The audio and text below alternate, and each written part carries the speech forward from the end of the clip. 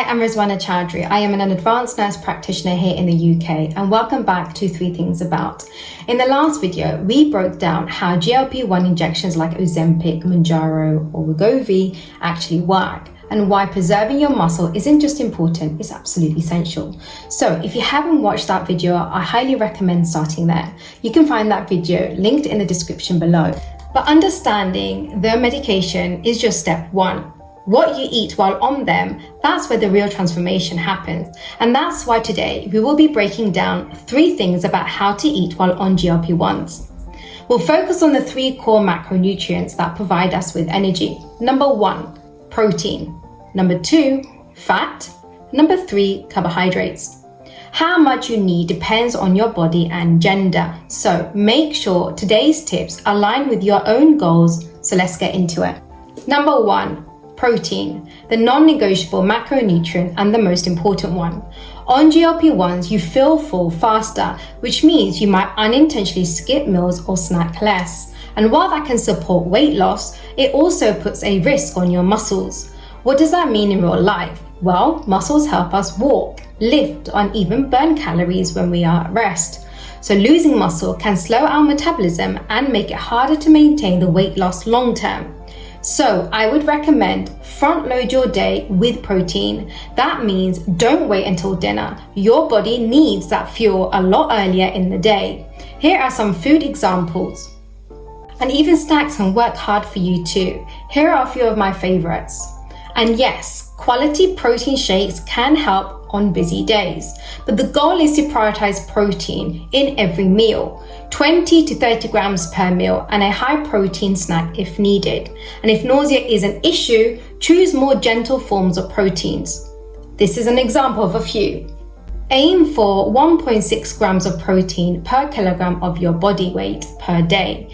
That's approximately 100 to 120 grams of protein for most women and 120 to about 150 for most men, depending on your weight and activity level. Don't worry, you don't need to count every gram. Just focus on hitting 20 to 30 grams of protein at each meal. Number 2, fats. Eating fat won't cancel out your weight loss. Actually, fats are critical for hormonal production, especially estrogen and testosterone, absorbing vitamins and protecting your brain and nerves. But you do need to be strategic when eating fats. GLP-1s slow down digestion, so too much fat at once can overwhelm your digestive system, which may cause nausea or bloating. So I would recommend choose small amounts of healthy fats spread across the day. And here are some food examples.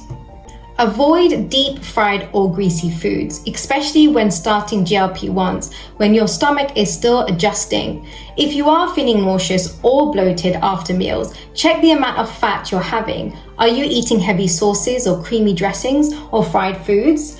If so, try swapping those out for some of these.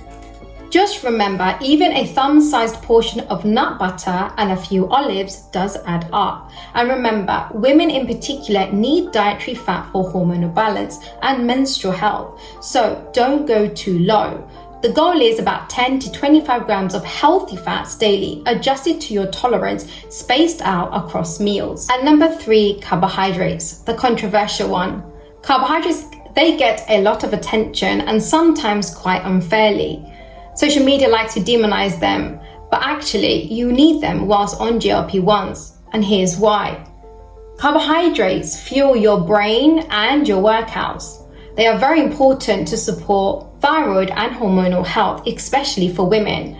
So if you are doing resistance training, which you should be, carbs help protect your muscle. What matters is the quality and timing of your carbs, especially on GLP-1s. A quick sugary breakfast might make you crash by about 11 a.m., but slow carbs, they will support your mood, energy, and post-strength training recovery. So if you are planning to work out, have a small serving of carbohydrates 1 or 2 hours before your workout. This can give you the fuel you need to lift heavier and move longer.